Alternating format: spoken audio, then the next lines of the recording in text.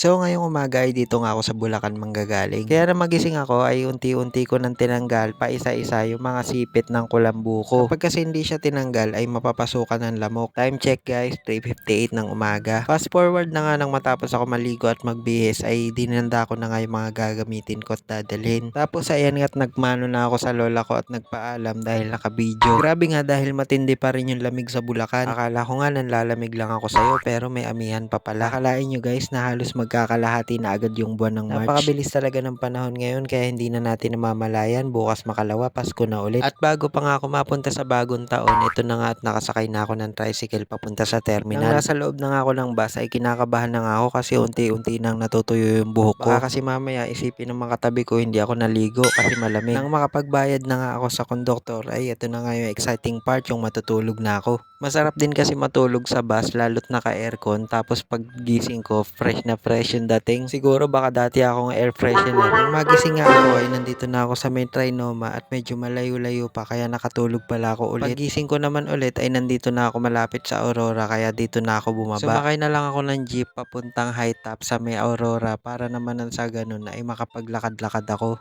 Exercise kumbaga kasi 6:30 pa lang yan ng umaga at hindi pa naman ako late. Hindi ko alam kung bakit sa tuwing naglalakad ako ay talagang hilig ko humawi sa buhok. Mga ilang minuto nga lang nakalipas at nakauwi na nga ako. I mean nakarating na sa trabaho. Hindi ko na nga rin matandaan kung bakit meron akong video na naggagaganyan ako. Hindi ko maalala. Siguro dahil sa speaker nagpapatugtog ako kaya meron ako narinig na magandang kanta. Pagkatapos nga ng tanghalian ay umalis ako dahil pupunta ako ng Pasig City. Napakalaki rin talaga ng Pasig City kaya naman kinailangan ko talagang gumamit ng Google Map dahil hindi ko rin naman masyadong pamilyar yung lugar dito. Mabuti na nga lang talaga at sinunod ko si Google Map dahil hindi niya ako binigo ngayon. Kung minsan kasi ay meron mga daanan na tinuturo siya pero mas napapalayo ako. Nung nakaraang araw naman ay sa Pasig River ako nakarating at ngayon dito naman sa may City Hall. At masasabi ko maganda rin talaga dito sa Pasig. Bali nang makita ko na nga yung barangay na pupuntahan ko ay agad ko nang tinungo kung saan yon. Medyo napakahirap nga lang tumawid gawa ng napakadaming sasakyan. Pagtingin ko nga dito kay Google Map ay halos napakalapit ko na dito sa pupuntahan ko.